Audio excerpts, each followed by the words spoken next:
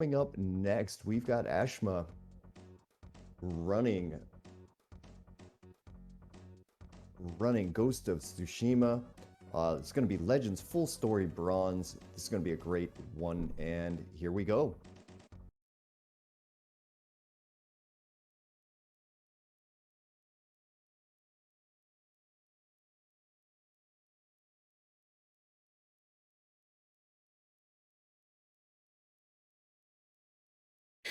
Alright, hello everyone, I'm Aeshmah. I will be running the Ghost of Tsushima Legends Full Story Solo Bronze category for you.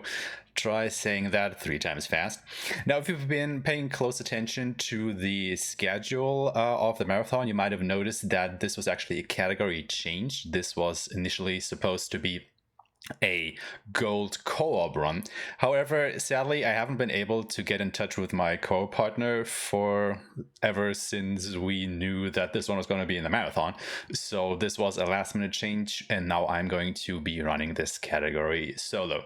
So the last 2 days I was busy trying to cram all the strategies and backup strategies of this particular run into match, as I have not exactly done this one before. I'm used to playing this co-op with another player, so let's see how this will actually go down. So I guess we have about an hour to talk about other stuff, so I say let's just get this show on the road. So I will start the timer in 3, 2, 1, go. And with that, we are into the first story mission of 9 total in the full story run. I will be playing all 9 story missions back to back. Since I will be playing on bronze difficulty, which is the lowest difficulty, we sadly have to watch all of these mission intros. You cannot skip them if you are playing on either silver or gold difficulties. They won't even happen, so you're already saving a little bit of time by playing on a higher difficulty, but then again, you are playing on a higher difficulty, so, you know, it kind of starts to even out a little bit. Now, the first thing that you have to know about this particular run, or the multiplayer of the game in general, is that you collect different types of gear. You have your sword, you can equip a ranged weapon, a charm, and 2 supplementary tools.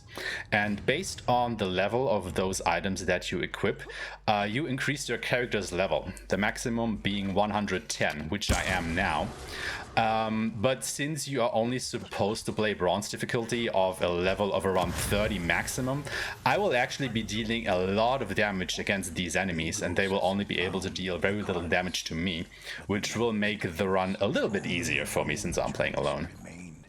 Now, every mission consists of 3 chapters. We just completed the first one, and between each chapter we go through these gates, and again, only on bronze difficulty you are only able to slowly walk through those, unless you roll, which is a little bit faster than just walking at, you know, normal speed. Not running.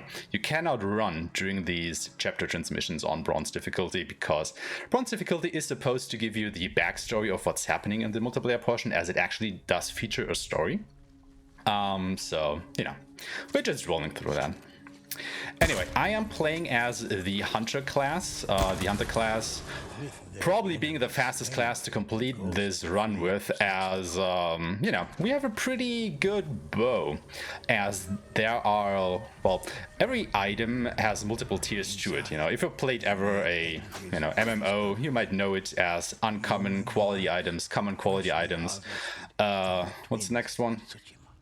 Epic, and then finally legendary. I skipped over one, I can't remember what it was at the moment.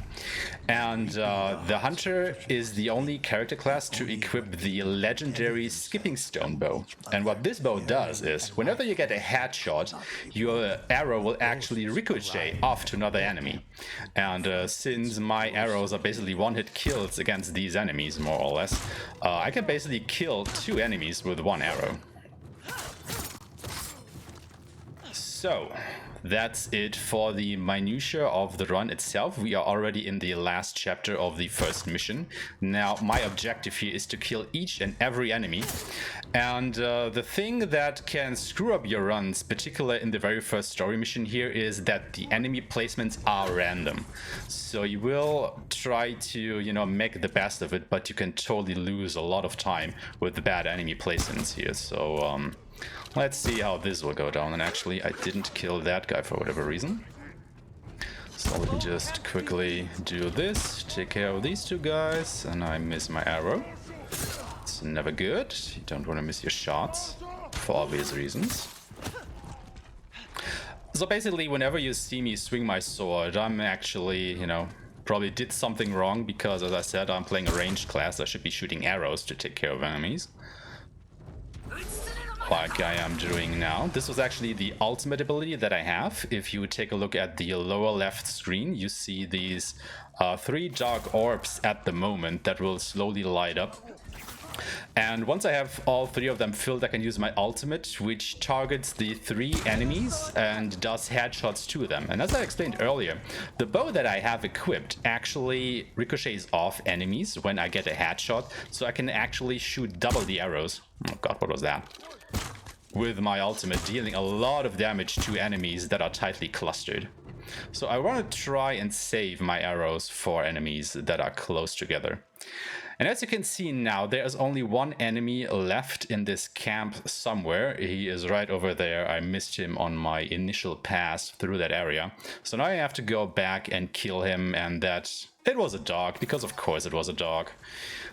You can miss those little guys so easily with everything that is going on. And you can probably already see why the first mission is dreaded among speedrunners, because having to look for that last enemy in this big encampment just loses you ludicrous amounts of time.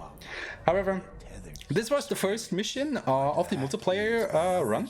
For timing purposes, we don't actually use real time. We actually use the in-game timer that you can see at the lower bottom of the screen right here. It took me 4 minutes and 43 seconds to get through the first mission, which is actually a kind of slowish time. You actually want to get something that is sub 4 minutes.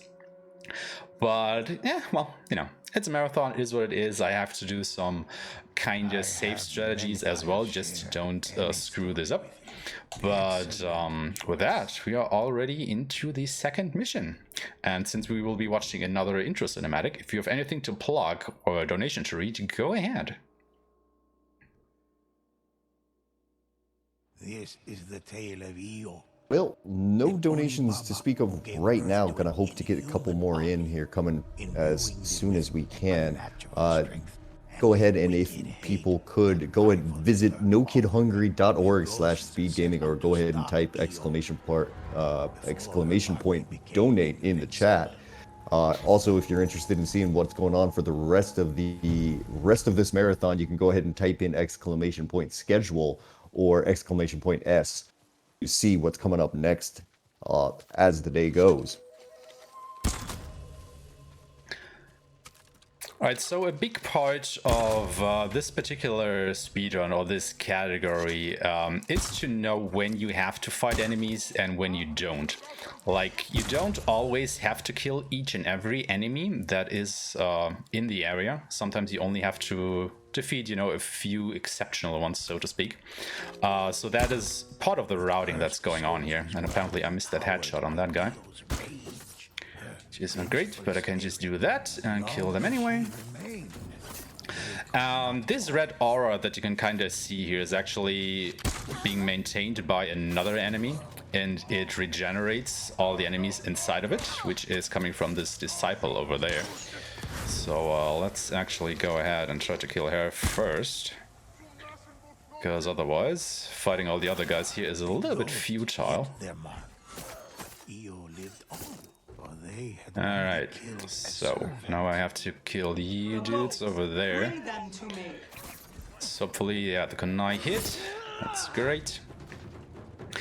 So another particular tool that I'm carrying with me is the Spirit Kunai. That is another legendary item.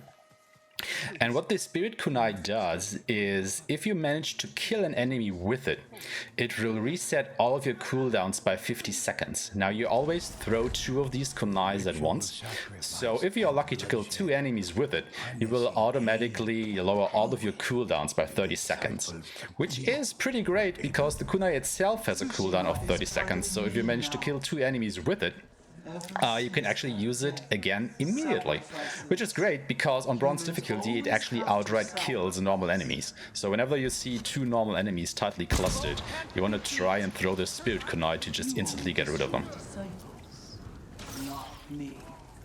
But sometimes there's just one enemy that you can kind of get rid of, but that's also fine because it only will take you another 15 seconds to have that ready again.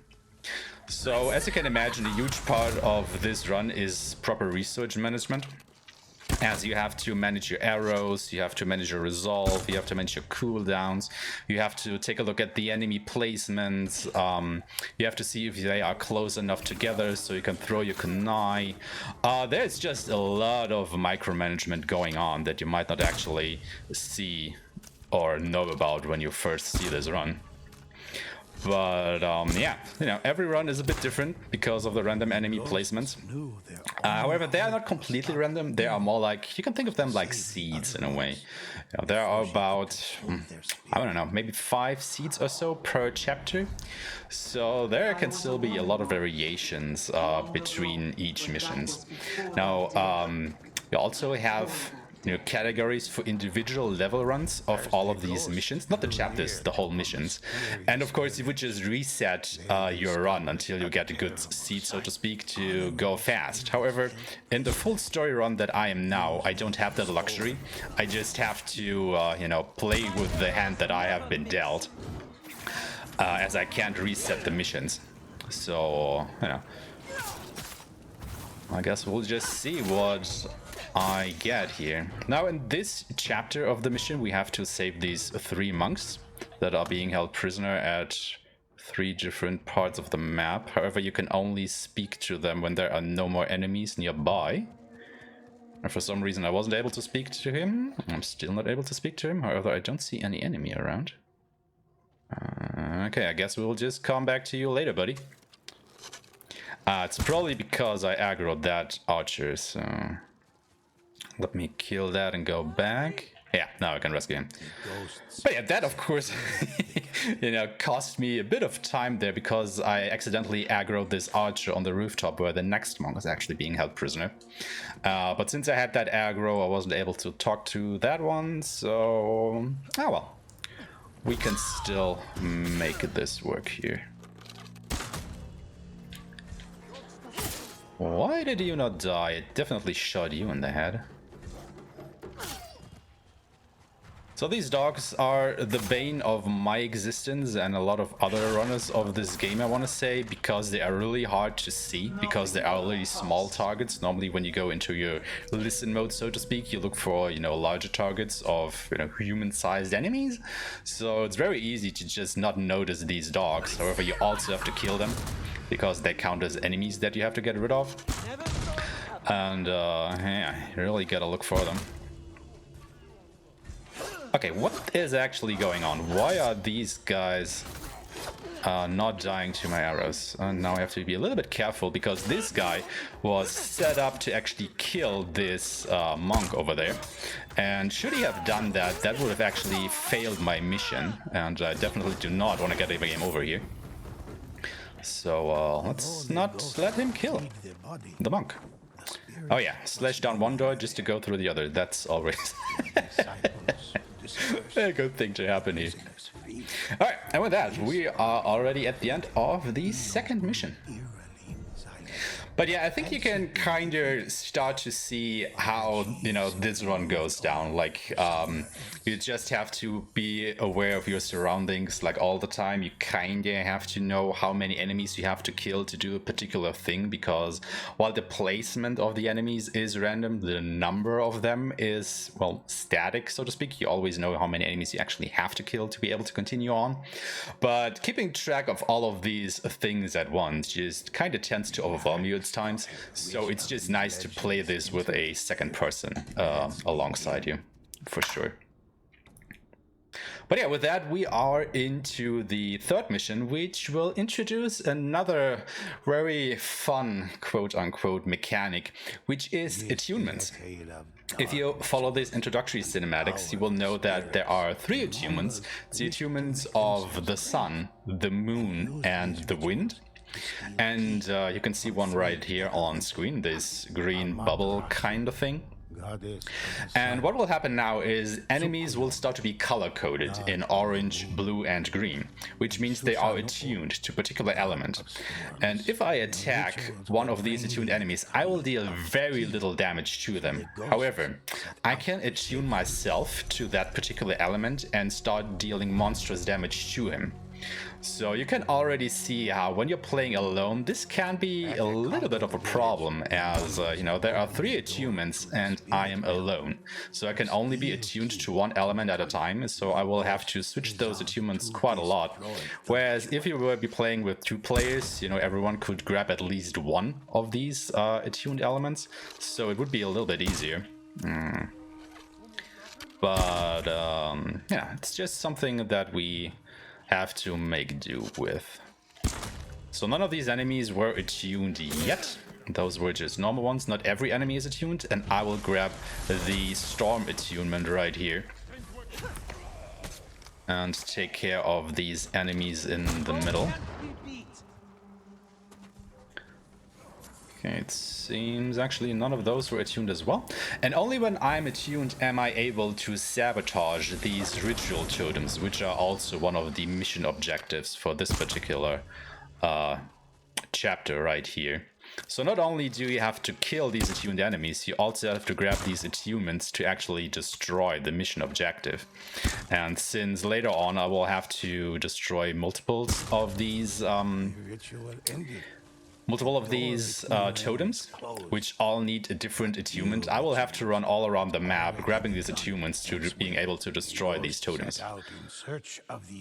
And this transition is the worst one out of them all, because this mission, and only this story mission, features 2 different in-between chapter transitions. One is this chasm, which is just hell to get through, because it's slow, you have to swing around, you can actually fall down the chasm, which is even slower to do. Or it features a nice bridge that you can just run across, but of course the game doesn't always give you that. And you just hate to see it in a speedrun. Now these are attuned enemies, you can kind of see there's orange glow around them.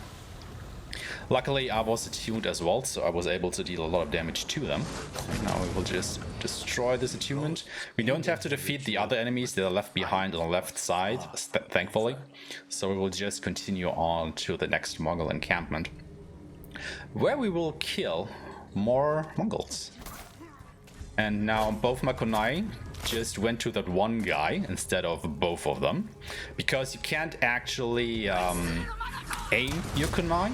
They will fly off on their own volition, which is also something that you don't exactly want to see, because it can totally happen that you're just hitting one enemy instead of 2, even though there are 2 perfectly fine targets in front of you. So that's another random factor that you just have to, you know, contend with. Have I already said that there's a lot of randomness in this run?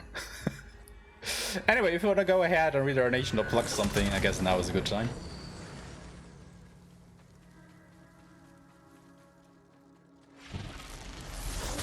We'll just go ahead and plug again that we're looking for a few more donations there. Go ahead and get your donations into chat. Just a quick exclamation point and donate. Or go visit nokidhungry.org/speedgaming. We'll get some more donations in and hopefully reach this $15,000 goal here pretty soon. Oh, there's the Oni. He was actually outside the encampment. Alright, I was looking for you, buddy. And another door closed. But do you actually want this Oni to spawn inside the camp? Because if you use your ultimate, you will obviously deal a lot more damage to him than just with the normal arrows here. So, let's see if I can kill you. Can get rid of you. I need my fire arrows for this big dude down here. Oh, don't run away, buddy. Oh, where are you going? Ah, God. Oh god, dude, what are you doing over there? Can you come somewhere where I can shoot you? Thank you. So yeah, that can just sometimes happens when the enemies just don't know where you are, because you've shot them from a very far away distance. They will start looking for you, and they might not exactly do so in a smart manner. Instead, just running around all the compound here. Now everybody seems to be just scattered around, which is bad, because I kind of want you guys to be clustered so I can shoot you with my ultimate. That's a little bit better. And that as well. Alright.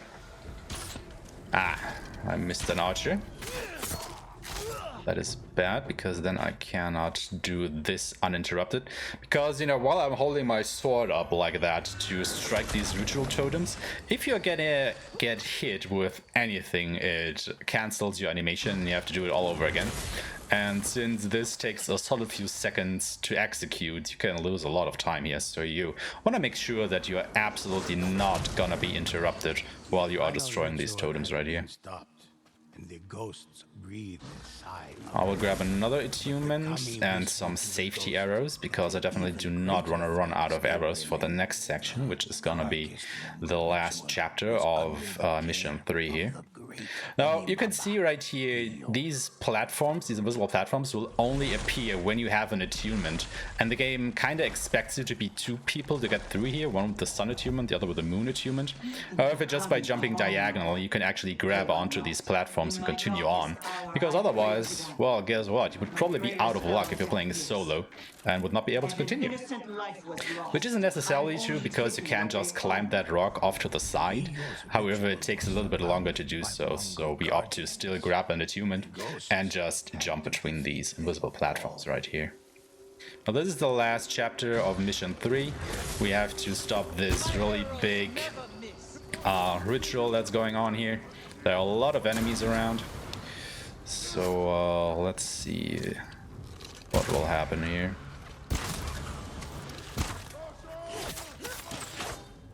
Oh, there's another archer. Okay. So all of these are attuned to something else than me, so I will just go ahead, drop a smoke bomb so I can destroy this one uninterrupted. And since this archer is kind of low on health, I will just try ahead and kill him. Nice. Try to grab another attunement so I can take care of the last 2 guys, which seem to have lost interest in me. Now you can see there, I basically did no damage to that guy's stagger bar because I was in the wrong attunement. But he was low on health, so I could just kill him by throwing my kunai. And this is the point where I said about earlier, where you need a lot of different attunements to get rid of these totems, which of course would be a little bit easier and faster if you had another player to do so with. But when you're alone, you just, you know, gotta make do with what you have here. Okay, let's grab this attunement before he gets his attack off, goad them to cluster up, fire the arrows.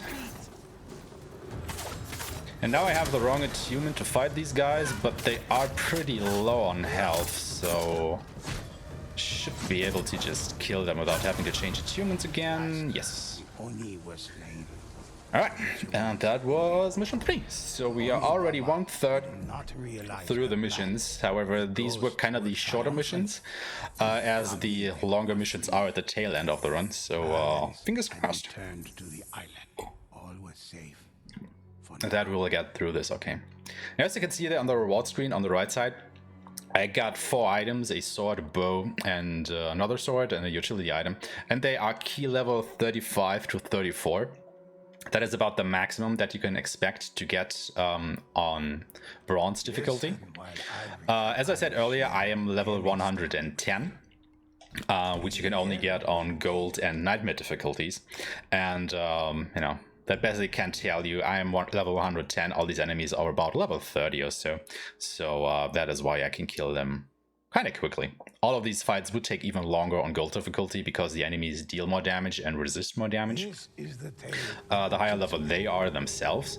So doing this run on gold difficulty is definitely possible. We have leaderboards for that, but it would take quite a bit longer to get through. And you know, since we submitted this as a 1 hour and 15-minute estimate, I just kind of had to scramble to find a way to make a solo run happen inside that time frame. And you know, with about a week notice of having to do this, I was just not able to play gold or silver difficulty enough to try and make that run happen solo on those difficulties, and that is why we are doing one on bronze. Fun thing about the higher difficulties though, not only are the enemy levels higher, so the enemies are harder to kill, you also have to contend with random modifiers in each chapter. And what that means is, as I explained earlier, each mission is made up of 3 chapters. And on silver and gold, each of these chapters has a random modifier that can be even more enemies. It can be more Oni enemies, which are tanky enemies.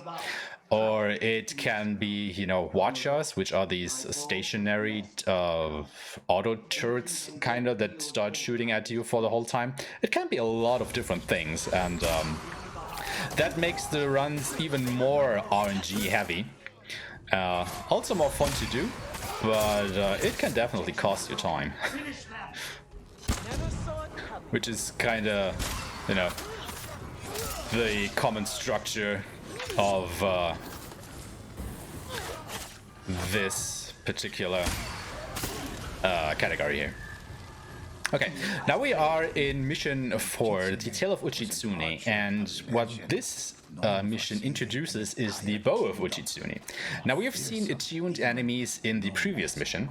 Now we are going to see attuned enemies again. However, we ourselves can't get any attunements. There are just no attunements for us to collect in this mission.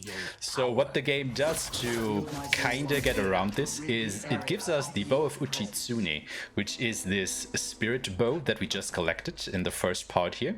I will show it off in just a second, right here. And what it does is it temporarily disables the attunement of the enemy. So every 10 seconds I can shoot 1 arrow from this spirit bow to disable the attunement of an enemy to be able to actually damage them. Now again, if you're playing this in co-op, both players would get the bow to be able to, you know, kill the enemies here. But since I am alone, this makes it a little bit harder for me, as I can only disattune 1 enemy every 10 seconds or so. Also, there he is. Oh, looking for you, buddy. The ghosts freed the village, but more cursed Mongols swarmed the inn. Oop.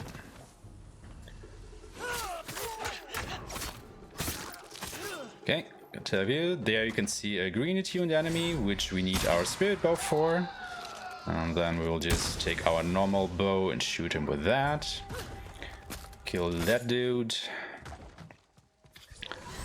Kill you real quick. Alright. Just gonna go up here. Can just assassinate that guy quickly. Another thing that I forgot to mention is, if you've played the main game, you may know that Jin, the main character, is actually able to wield 4 different sword stances, which is the stone, the water, wind, and the moon stance. And each of these stances is used for different situations, like you would use the stone stance against sword-wielding enemies, the water stance against enemies with a sword and shield, the wind stance against enemies with a spear, and the moon stance against against brutish enemies, you know, the big dudes with the hammers and stuff. Now, in the Legends mode, each of your katanas only can have 1 of these stances. So you are never able to get all 4 stances. Well, unless you have the Master's Katana, which is another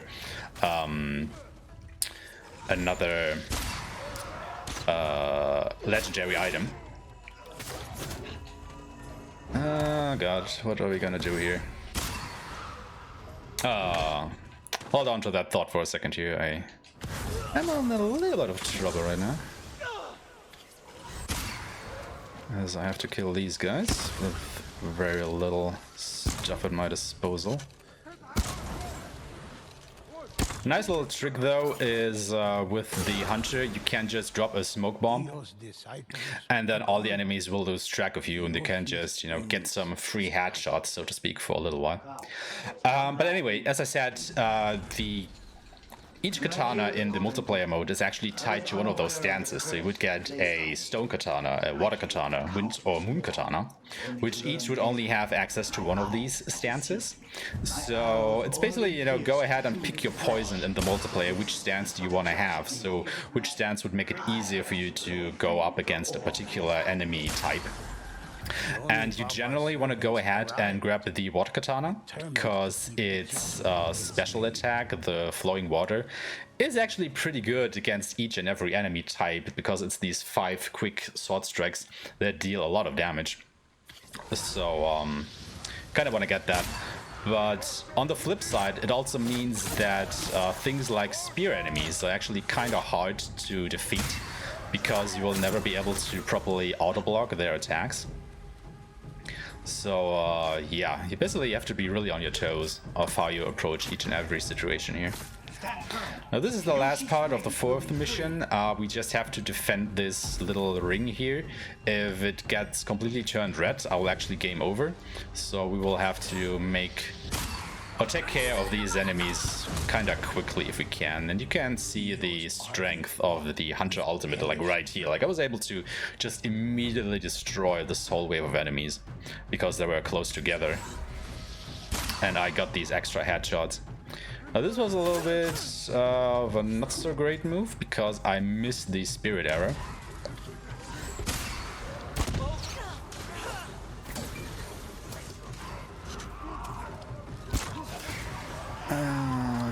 Okay.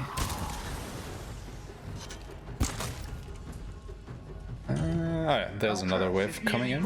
Now the good thing is that Uchitsune, this spirit dude right here, actually helps out, and he of course also has his own bow, so he also can, you know, rid enemies of their attunement right here, so makes it a little bit more easy for us. I'm starting to miss some arrows, which is not great, but it just can happen.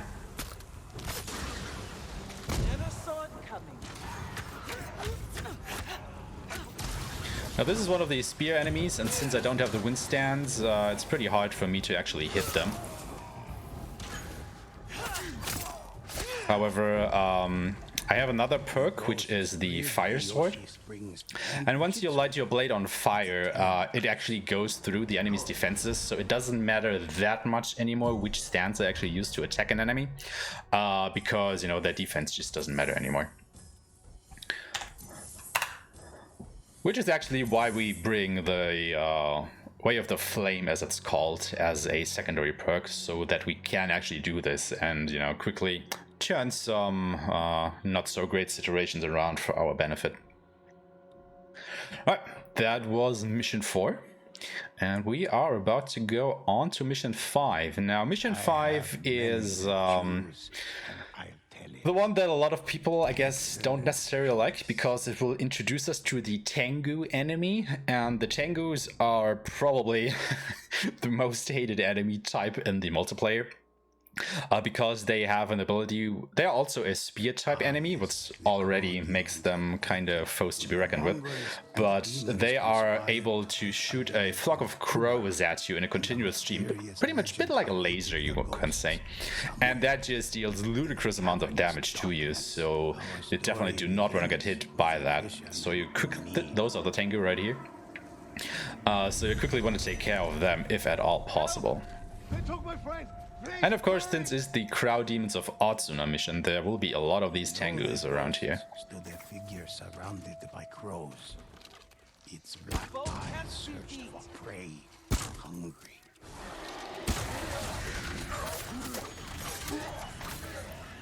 Alright, there you could kind of see that ability.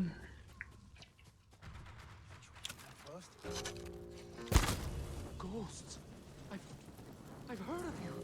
I was talking about their Crow laser, whatever the hell you want to call it. Wherever the Tengu go, crows surely follow. Now you also gotta keep in mind that my supplies of arrows and flame arrows is actually limited, which is why I decide to pick up a few arrows here and there just for a little bit of safety.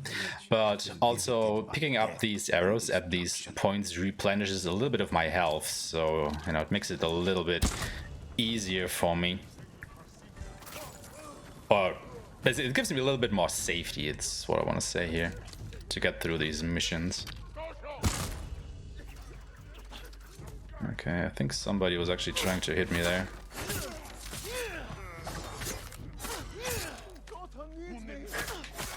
Oh, it was you guys, huh?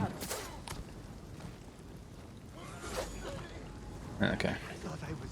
So here we have to rescue a few more villages in these tents, while also killing all of the Tengus. So you can't skip those, you have to kill the Tengus as part of the objective. So sadly there is no easy way around that, and that is the crawl laser I was talking about, doing a number on me. Okay. I did throw a kunai at you guys, so I don't know why you didn't die, but I guess it's just the way that it is. Now, fun fact about these prisoners, you can only rescue them once you have eliminated all the enemies around them. So what you want to try and do here is not only do you have to kill the enemies, but you also don't want to get spotted by additional enemies, because those also count. So let's see if I can kind of sneak my way over to the next few villages so I don't have to kill as many enemies. My arrows never miss. Seems like I attracted the attention of at least one more. Oh, maybe not? Nope. Nope, there he comes. That guy saw me, so I have to take care of him as well. He should be good now though. Yeah. Alright, so we gotta rescue one more prisoner, who of course is located at the other side of this camp. So I also have to conquer another Tengu that is also in the camp. However, you first want to go for the prisoner and rescue him, because there are 3 enemies inside this tent. And when you go for the Tengu, you will probably attract the attention of more enemies.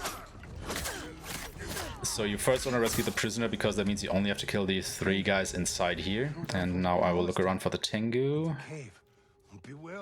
Oh yeah, he's over there. Conveniently marked.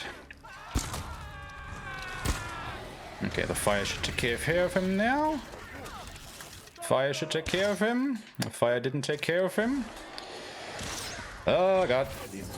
Okay. Oh, I'm out of here.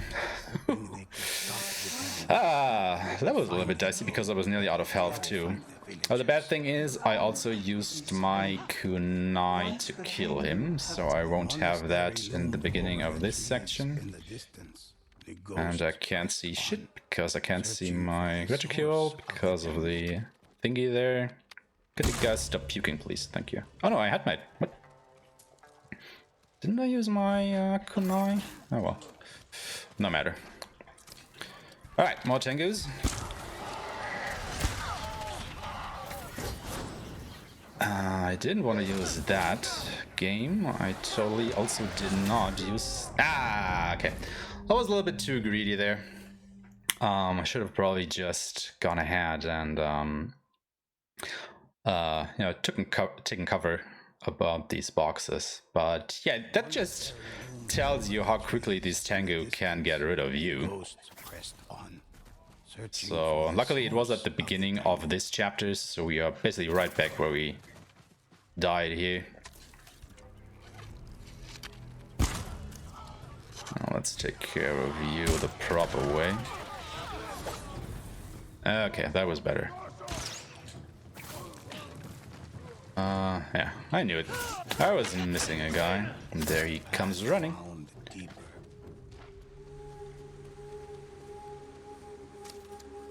So fun fact, even though that guy on the right actually has his shield on his back, it still has collisions. So if you were to hit that, you still, well, wouldn't hit that because you would just hit the shield.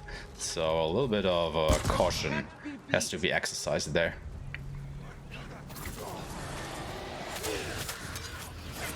Just die, please.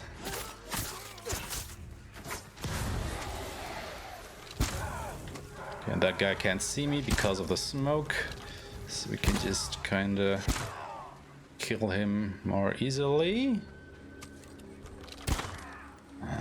I thought the fire would take care of him, but he just survived with a slither of health. And the ghosts found themselves. Alright, this is kind of a boss enemy. This is Kojiro, the ghost that I just already killed right here. And Kojiro is a bit of a hard enemy to fight, actually. If you've played the main game, you might remember him as one of the hardest duels in the game. And here he makes this glorious comeback as a bit of a boss enemy. Now luckily I still had my ultimate ready for him, and since he comes with a few bodyguards, it's actually really great, because then I can use my ultimate and ricochet all these arrows between those three guys, which deals a massive amount of damage to him, instantly killing him. And with that, we have completed the 5th mission, so we have 4 more missions to go, where we still have a few more mechanics that haven't been introduced so far. So yeah, this run will just get more and more spicy by the missions, so to speak. Now the next one is gonna be Caravan of Thieves. And this is another pretty heavy RNG dictated mission, especially the 3rd chapter of it. The first and second chapter aren't that bad. They're actually kind of scripted, so you know where the enemies will be coming from and how many enemies will be coming, which is great. However, the 3rd chapter is just really lots of RNG with the enemy placements again, so you can lose a decent chunk of time there. So fingers crossed that, you know, we will be getting some good enemy placements, that they are not scattered all over the camp. But let's see how kind the game will be to us today. But first of all, we will just make our way over here and have a little chat with this monk by this bell. They were met by a single monk. Gotta wait for him to start his dialogue. And then there will be a few Mongols coming at us from behind these tents, so we already want to get ready for them. A scout meant more Mongols were near. So they will materialize from over there. I mean, I killed him, but didn't get the headshot, which is why his buddies are still alive.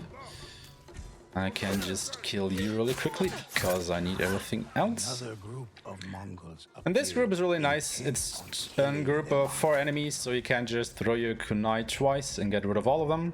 There are 2 more enemies over there.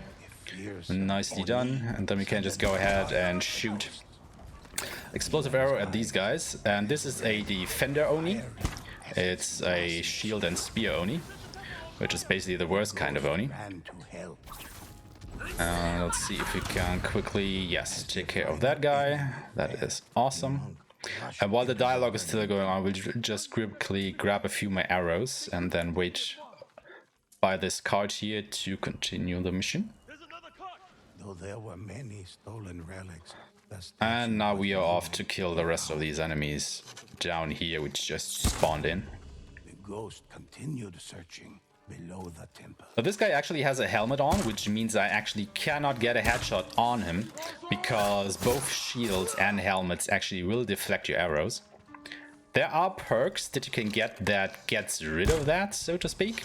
However, you would have to sacrifice something else to get those perks. And yeah, it's not really worth it, to be honest. If you really want those other perks, you can mostly just work around shields and helmets. So it's not worth it to get them. The thing also is, I've been talking about the spirit kunai that I'm using to instantly kill 2 enemies and which will reset my cooldowns. You will only ever see runners use these on bronze difficulty, because on bronze they are insta-kill, which basically means you will instantly get the 15-second cooldown refund. However, since they are not an insta-kill on silver or gold, they are starting to become quite useless in a way, because you would actually have to go ahead and, you know, soften the enemy up first a little bit and then throw the kunai, which in the heat of battle is not exactly possible. So, what we instead do is that we use our technique points for something else, because every character or every class has a different tech tree. It's a very small tree, but you can still get a few very important things to make your runs and your life easier in the process.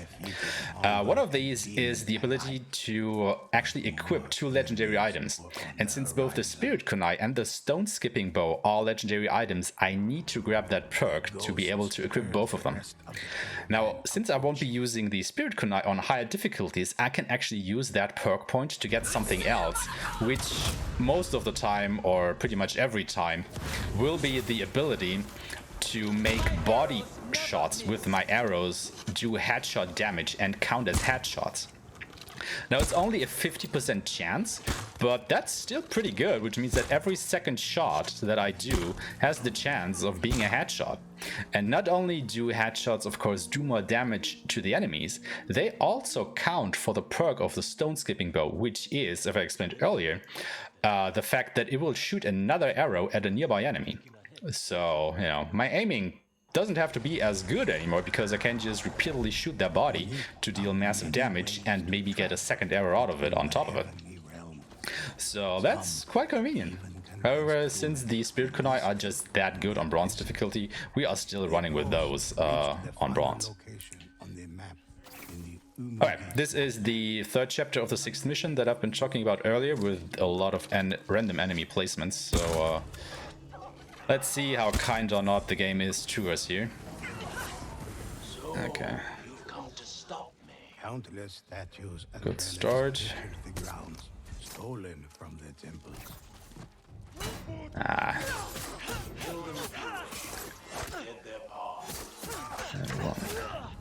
Second Kunai didn't hit. Hate to see it.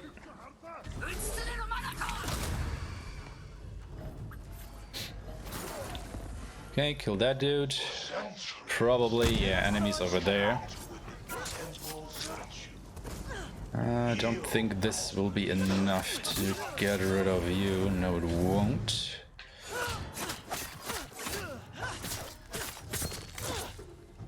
She'll free the rest of my kind as well. Alright. I'll take care of the other enemies inside here. The ghosts in battle, eager to protect the stolen statues And this is one of the Oni Lords. They are really tough enemies. They have a lot of health, a lot of different attacks, and you really don't want to fight them in a fair, well, fight. So you want to have every tool at your disposal to get rid of them. Alright, that's him taken care of, and of course we missed an enemy all the way over there. And of course it's a dude with a helmet, so I can't get headshots on him.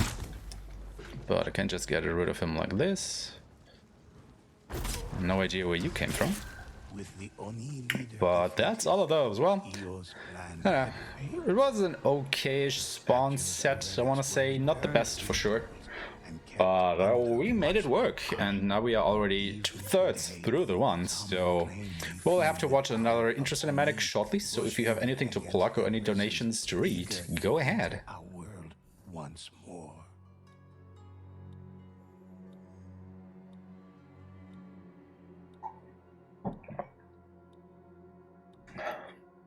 Sorry about that, I was muted. I would like to make a quick announcement that we have had a quick host shift, since a lot of our host ships are tied to times rather than the actual games themselves. Anyway, I'm Musical Daredevil, I'll be your next host, and a big shout out to Days Cloud, who was our host previously. Well, glad to have you on board then. Alright, the Stranded Dead. Oh my god, what a mission. So we've had attuned enemies, we had tethered enemies that we had to kill at more or less at the same time. We had the Spirit Bow of Uchitsune. What else can the game throw at you? Well, it can throw ghost enemies at you. Yes, ghosts. Not only are these guys tougher than your normal enemies, they are also invisible. As you can kind of see on screen right now, and you can only see them with these flashes of lightning periodically happen. So, Yeah, you know, we're playing a hunter. Most of our damage comes from shooting our enemies in the head. So now our, well, challenge will be to headshot invisible enemies. How fun is that gonna be, huh? Alright, first of all, we'll have a little bit of story here. And while that talk is going on, I will just go ahead and immediately grab a few arrows, because we have a bit of downtime here, and get in position. And yeah, let's hope that this doesn't go terribly awry. There he is. Well, you can kind of see him through the fog, and of course I missed my shot because the dude was way too close to me already. But of course he has buddies. Arrow, please.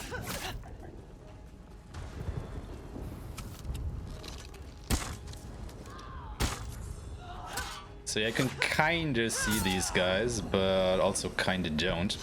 However, if you light them on fire, they are a little bit easier to see. I think I completely missed every single shot right there, didn't I? Great. Let's try it that way.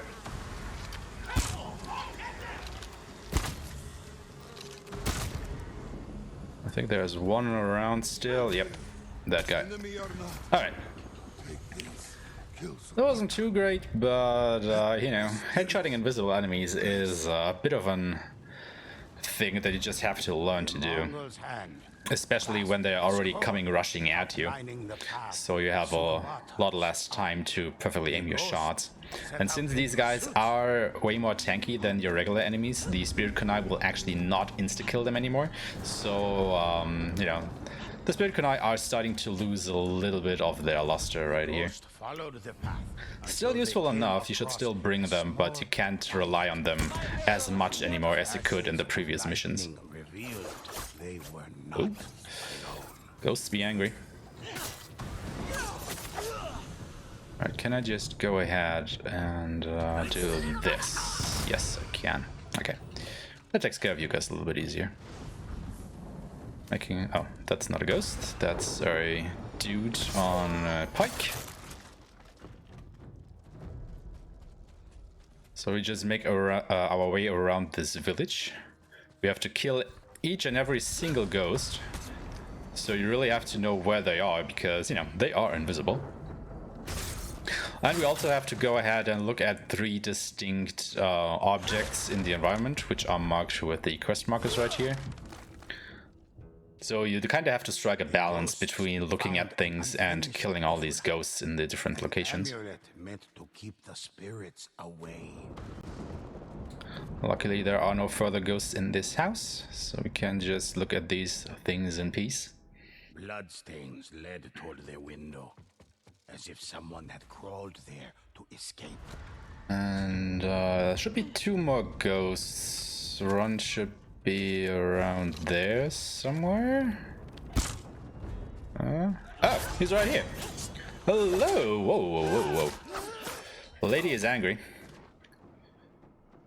Oh, and the other is already here as well. Kinda convenient, kinda not. But that at least should mean... no, I'm still missing one. Oh, he's on his way. Alright, gotcha. Good. We can continue on. Kinda worried there for a moment that I had missed one, because, you know, finding these ghosts in these areas is a little bit problematic. Or rather, it takes a bit of time to find them. I'll drop a smoke bomb here to uninterrupted have a look at that shrine right there. Gotta grab a few more arrows, because now I have to wait for this dialogue to finish before the mission can go on. But I will already go to the place where I need to be for it to continue. However, all of these ghosts are now aggroed onto me, so they will probably come for me. Maybe not. There's now supposed to be this big battle going on between a Mongol patrol and all of these ghosts. However, we only need the Mongols to die, so we can just go ahead and get rid of all of these ourselves by shooting a flaming arrow inside all of them. And then we will go ahead and have just a look at this over here. So you don't have to kill any of these ghosts, you only have to kill the living Mongols. So just gotta keep that in mind. of Sukubat. And luckily all the ghosts despawn once the Mongols are dead, so we don't have to take care of them anyway. Sukubatar sacrificed allies and friends alike. Now for the third chapter, we will be in this very big village where we have to take a look at 4 different parts, as well as kill every Mongol. And again, we only have to kill the living Mongols. We do not have to worry ourselves about the ghosts in the village. However, there are a lot of them, so we still want to be somewhat careful about that, as they can very easily kill you. The ghosts sensed, overwhelmed. Ah, the kunai didn't hit the guy to the left. Nearby building cloaked in fog. Was a little bit too far away, I guess. Ah! So I'll just take care of that guy with my sword, save a bit on arrow, because the ghosts are already onto me here. No, wait. I gotta go this way. Oop. Just weaving through the building here. Ghosts hot on my tail.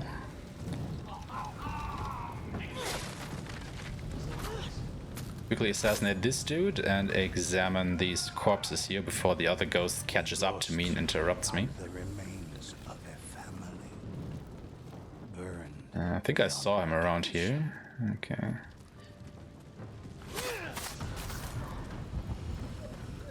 Alright. That is the first house done. So we will now make our way to the next side, to the burning house. Slowly dissipated. Killing these Mongols along the way, because we do have to kill all of the living ones. From the homes on the hill, screams pierced the air. So there are a lot of ghosts in this area, so you definitely want your smoke bomb ready to lose the aggro of the ghosts and have a look at this. The ghosts were angered by the slaughter of the village. Ah, I thought I could get rid of this Mongol and reset my cooldown. Away. That's a shame, the ghosts killed him before I could. Let's see if I can make that shot, because that guy... Yeah, okay, he's dead. Now, where do you want to go, buddy? Just stay here and let me finish you off. Chanting wafted from the nearby. Well, it's actually good that you came around. Deep in the fog. But I probably won't have my smoke bomb ready for this, so probably have to get rid of you real quick. Okay, and then quickly look at this before more ghosts come around. The remaining villagers mangled and broken. Well, apparently no more aggroed onto me, so that's good. The fog around the docks floated slowly down the river. There are probably, yeah, 1 or 2 enemies left over here. That's not a big deal because I have to come here anyhow. Might be just that guy, actually. Yeah. And now we have to wait in this village square for the dialogue to finish, for the last wave of enemies to come along. However, all of these ghosts that I have aggroed in the village are still following me normally, so this brawl could get a lot more spicy than it needs to be, because I will have to fight a lot of enemies. No ghosts so far, but you know, they are still coming. Alright. Until they are here, let's take care of these guys that we actually have to kill. Oh. Okay. Oh, that was unexpected but good. Because I was actually looking around for a 4th enemy that I hadn't hit. But apparently he was already dead, so that's good. But yeah, this is definitely one of the longest missions in the multiplayer mode, especially if you're playing alone, just because you have to go through this last chapter there alone and have to look at each of these 4 examining points by yourself. Whereas if you were playing with 2 players, you can just split it up and everybody takes a look at 2 of those. Definitely increasing, or rather decreasing, the time needed to make that happen. Alright, 2 more missions to go. And of course, they are the hardest ones. This one doesn't. Oh yeah, it has another new mechanic as well, because now we can actually make the ghosts visible by activating some kind of ghost lantern thingy at specific points in the area. Which makes it, you know, a little bit easier to go ahead and fight these ghosts, but it's not necessarily needed at this point because you are kind of used to it by now. But, you know, it's still nice of the game to acknowledge that fighting these ghosts can be a little bit hard. Okay, we got the camera glitch, that's great. I am somehow over there, as you can see me jumping around, so, yeah, that's interesting. Okay. Camera slowly panning around. Okay, now we can actually see our character properly and play the game again. I've had that happen during other missions. I've never had it happen here, so I guess you could say that that never happened before. Oh god, guys, why are you making my life miserable? You only have to kill the enemies that are initially on this boat, however they are now scattered all across the winds here. And of course, she only throws the kunai at one enemy and not at two, so... Well, this was a bit of a iffy ship takeover right here. But, okay. Because there are a lot of enemies still on the coastline, however, your mission is to steal the boat, so that means you only have to kill the enemies that are initially on the boat. However, one of the enemies saw me a little bit early, which is why some of them left the boat, or rather were in places where they should not be, so I had to kind of improvise on my strategy there. Which is something that, you know, you might have noticed will happen quite a lot in this run. You really just have to make the best of it each and every time.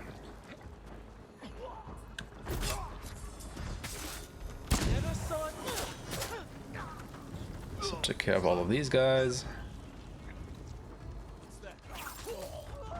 Okay. I missed one enemy? Oh yeah, there. Hello, dude.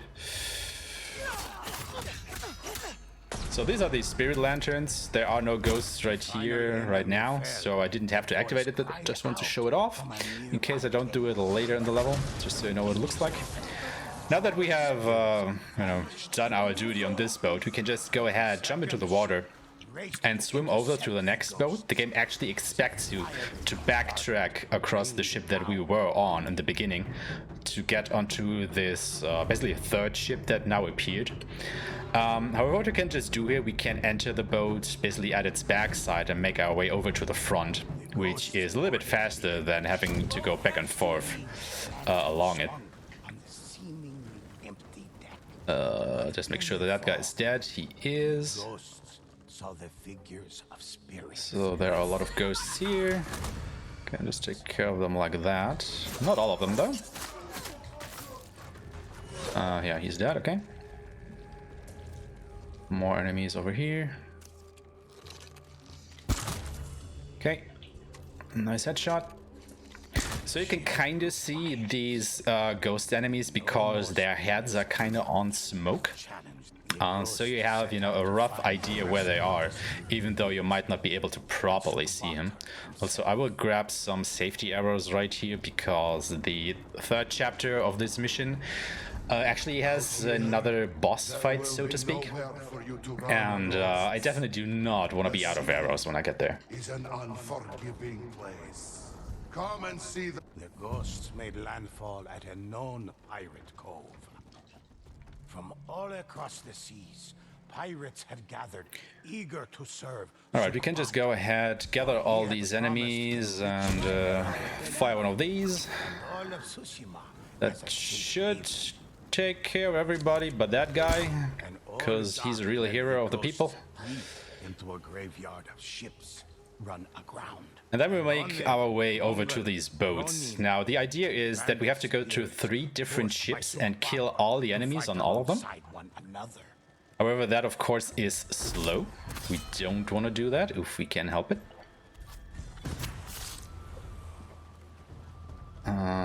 Don't have enough resolve though, so let's see here. Okay, still not enough resolve. Okay, I have enough resolve now. So what I want to do here is, we'll just quickly backtrack a little bit. I want to use my ultimate to actually shoot the people on the other boat, and then shoot a fire arrow about over there. And hopefully that will take care of all of the enemies over at that other ship, so I don't actually have to go there. It seems like I missed one enemy though, so let's see if I can hit that guy. I can eventually... Yeah! Alright. That wasn't a bad shot. Okay, what makes him... Dude. Oh, he's there. So fun fact, these guys also have ranged weapons. So they can actually fight back, and I'm just not hitting that. Oh wait, I have my explosive arrow now. My arrows never miss. So that took quite a while, but it's probably still faster than having to go to that other ship. We'll see. Yeah, we killed all the Ronin. That's good. So we don't have to worry about those guys. I will just go over here. Fun fact, you can also shoot these spirit lanterns if you can actually hit them to see these guys. But no, of course he goes into hiding, the bastard.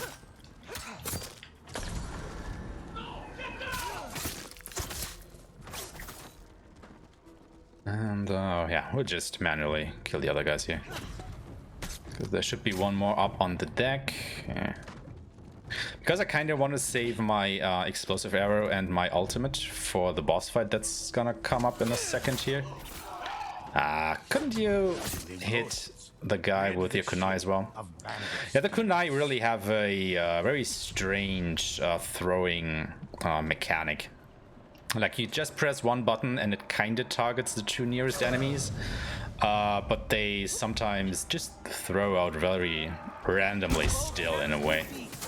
You can't really control where they are going at the end of the day. So yeah, this is Sukbatar. He is the guy who has been turning, you know, people into ghosts and stuff. He's another one of these Oni lords that you definitely do not want to fight normally,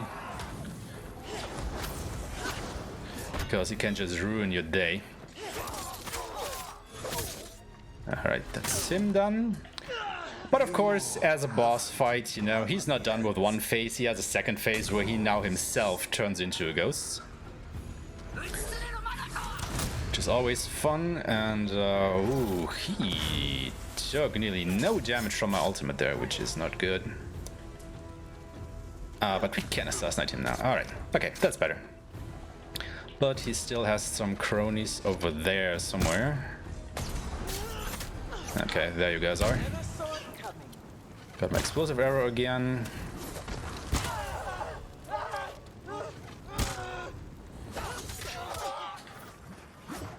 I'll just throw down another smoke bomb to take care of that guy, because I do not want to die right now, as we are at the end of the 8th mission. So there's only one more mission to go in this story mode here. And it's a hard one, definitely. It is actually a bit of a shorter mission, but there is a really big fight coming up in the 3rd chapter of that, and it's really, well, chaotic in a way. Like, you really have to be on your toes there. You will have to use all of your tools at your disposal to the maximum, so I'm looking forward to that, definitely. But yeah, let's get into the fire spirits of Yarikawa. So if you want to, you know, read a donation or plug something, this would be another good opportunity to do so. So I do have something to plug. We have opened up a whole bunch of new incentives for this Monday. Yes, this marathon has a whole nother day after today.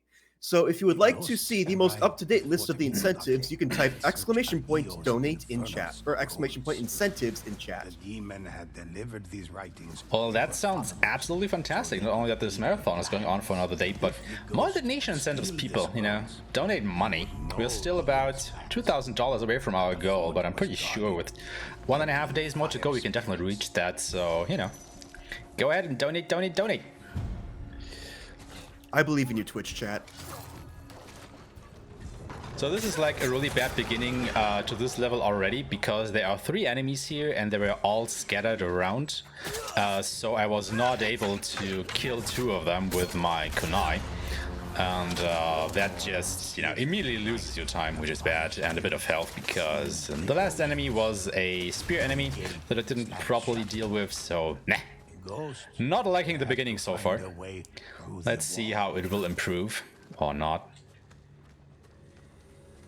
So from up here, I will immediately go ahead and fire an explosive arrow. Because there are actually quite a few explosive barrels down here.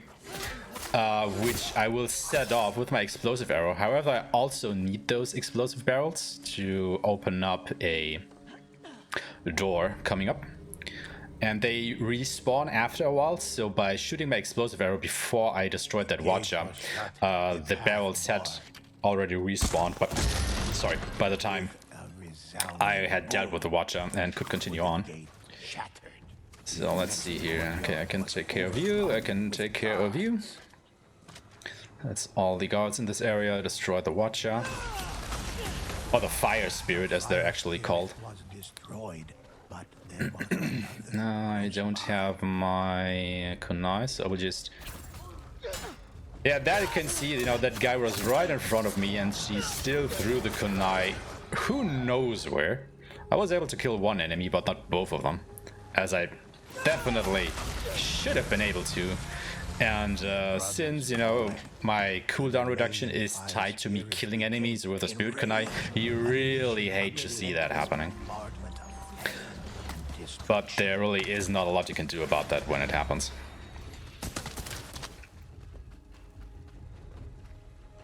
Alright, go through here. Shoot an explosive arrow.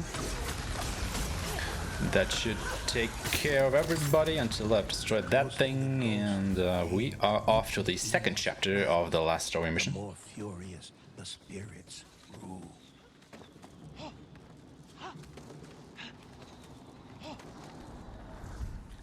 Another yeah, this is the ladder of doom. You just want to jump over to the string here, but it's really easy to instead grab the ladder. You hate to see it, but sometimes it just happens. Okay, get rid of the Mongol commander real quick. See if there's another enemy right here. No, there is not. There should be one on top of this tower now, though. Normally it comes down. Yeah, there he is already. Okay, assassinate that dude. Destroy the watcher, then we will go down, and there are 2 more enemies over there. Luckily it's 2 enemies, so if the kunai does its thing, it did, you can just get rid of them. Grab another explosive barrel. Take this shortcut over the rock right here, so we don't have to go around. Drop that down by the gate and blow it open. Now again, if you're playing this co-op, it is of course easier to do this because one person can just go ahead and grab these barrels while the other is already standing at the ready to shoot it, or take care of more enemies in the meantime, because it takes a bit of time to get these barrels into place. My warriors will kill you all! So we now have to collect 4 of these war plants in different areas in this encampment. So they are luckily at fixed positions, so you can always find the war plants at the same places. So go ahead and take care of a few enemies here.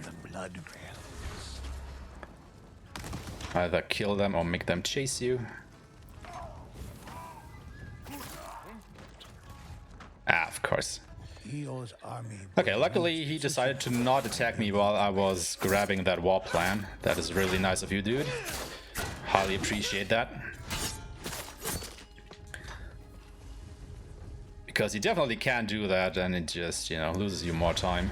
Oh, now there should be an archer up here somewhere. Where are you, buddy? Left the premise. There's the last war plan that I have to grab, but I have to be careful that this watcher doesn't shoot at me in the meantime. So I gotta time that out. I will destroy you for defiling it. Ah, there's the archer I was looking for.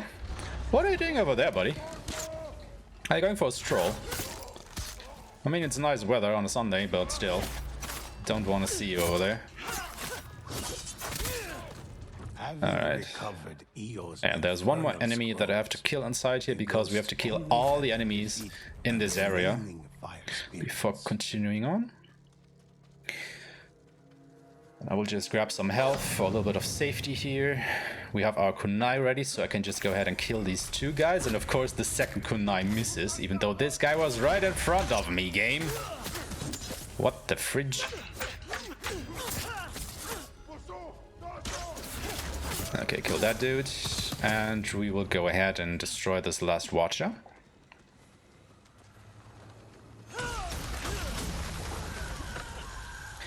And with that, we are off to the last chapter of the last mission. This is gonna be the big battle that I have been alluding to earlier, so fingers crossed that we don't die there, because it can be a thing. Let's just put it that way. There will be a lot of enemies like all around me, so excuse me when the commentary will drop quite a bit right now, because I really have to concentrate on this. From a blood portal, gateway to her realm. I can feel your power, ghosts. Come, show me your potential. Never miss.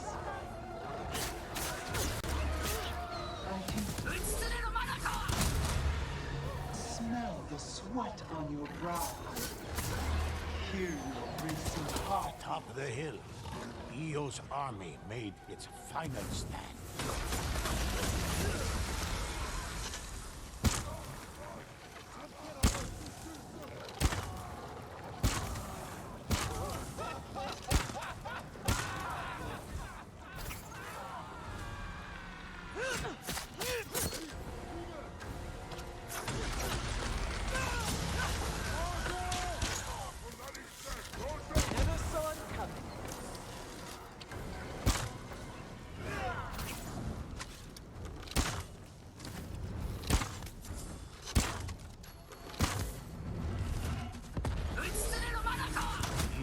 Alright, that was good. I am satisfied with that. We didn't die. That was the thing that I was most afraid about. And with that, we just have to destroy this blood portal and go through it. Go through it. And that is time. And that is the run. And I think... Well, you know, we had an estimate of 1 hour and 15 minutes, and the final time is 1 hour, 40 minutes and 59 seconds, so I think that is mission accomplished in the best way possible. So, yeah, that was the multiplayer missions of Ghost of Tsushima, done solo on bronze difficulty. I hope you guys enjoyed the run. There is also a way bigger main game behind that whole setup. You know, you've just gotten a slice of the multiplayer section there. I am mainly running the main game of this game. It's absolutely phenomenal. So if you guys are interested in that, come and join the Discord. You can find the link at speedrun.com. Thank you so much to the Ghost of Tsushima speedrunning community of getting me up to speed with the strategies for this Legends potion, because it's been a long while since I've played this solo. I, you know, mostly do this co-op, or I play the main game. So thank you guys for that. Thank you for the organizers for having me. Sorry that this was not a co-op run. I hope my co-buddy is doing okay, and he will, you know, answer my inquiries very shortly, so I know that he's actually doing fine. Good luck to the other runners coming up in this marathon. We have about 1.5 days more to go to raise money for a great cause here, and with that, I am out.